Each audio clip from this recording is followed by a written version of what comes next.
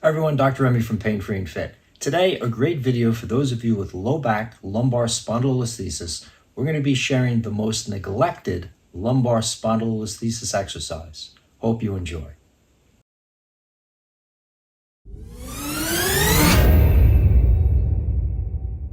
So the most neglected exercise in low back spondylolisthesis rehab is to develop your strength in anterior pelvic tilting and to develop the strength of the extensor and multifidus muscles in the lower back.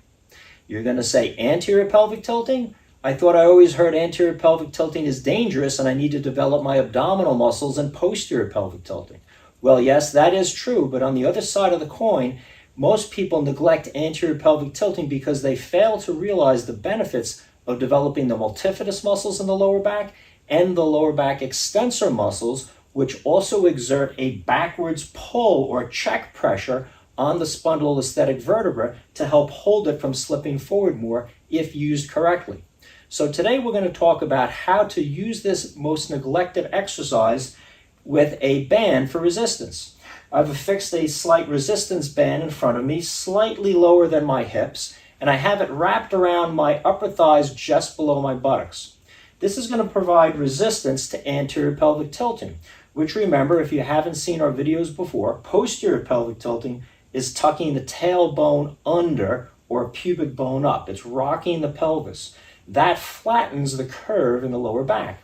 And there's been a lot of talk about how posterior pelvic tilt is important because it helps to reduce the curve in the back and helps to relieve spondylolisthesis pain. However, today's topic, the most neglected exercise, is anterior pelvic tilting, which is where we're going to raise the tailbone up and lower the pubic bone to increase the arch of the back. Now, follow me closely on this so you don't hurt yourself. We're not increasing the arch of the back far enough to cause any low back spondylolisthesis pain. What we're doing is we're going to start actually in a posterior pelvic tilt direction. We're going to decrease the curve by tucking our tail under as far as we can comfortably. That's going to afford us the greatest range of motion for this exercise. So if you just let your hips tuck under, pubic bone up and tailbone under, you'll feel your low back flatten. Go as far as you can comfortably in your back. That's going to be your starting point for the exercise. That's where you'll make sure you step backwards now so all the slack is taken out of the band.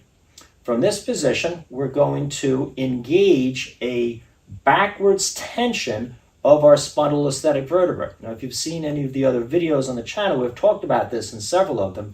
We're going to locate right in the midline of our spine the deepest or most hollowed portion with our thumb. We're going to go to those midline bones, feel each one, and one of them is going to feel as if it's more forward than the others. There's going to be a hollow.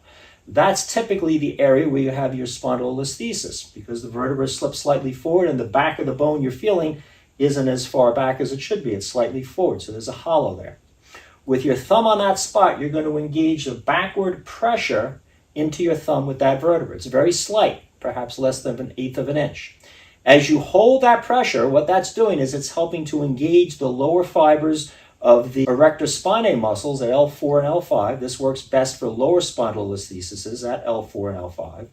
And as that pressure is held backwards, you're going to start tilting your pelvis in an anterior direction. You're going to raise your tailbone and lower your pubic bone so that your hips are rotating forward. You'll only go as far as is comfortable. If you go too far, you're going to be irritating pain. It's a combination of keeping that bone backwards and anterior pelvic tilting within a safe, pain-free range of motion where you get the benefits of this exercise. As you anterior pelvic tilt, you'll feel the band stretch, offering you resistance.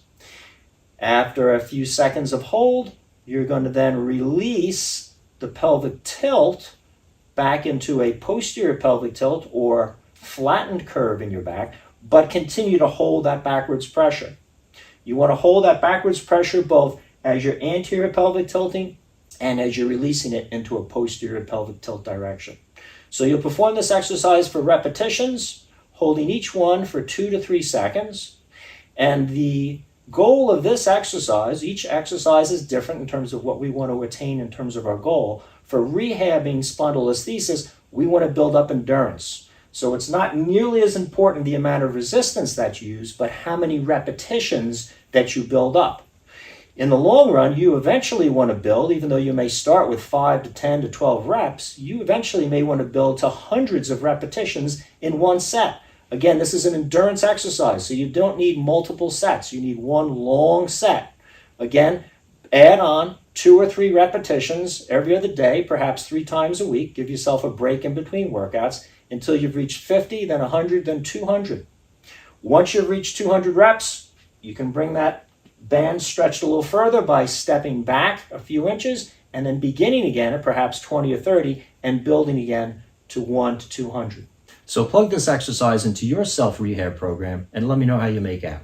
Questions or comments, write in. As always, I'll do my best to answer. Give me a thumbs up to help share this valuable information with others. Subscribe to the channel to get our latest videos. And remember, if you want to delve deeper into what your unique core muscle weaknesses are, your muscle imbalances, your stability issues, your posture and movement tendencies, and how they affect your low back pain, check out any of our healing low back exercise programs available at painfreeandfit.com.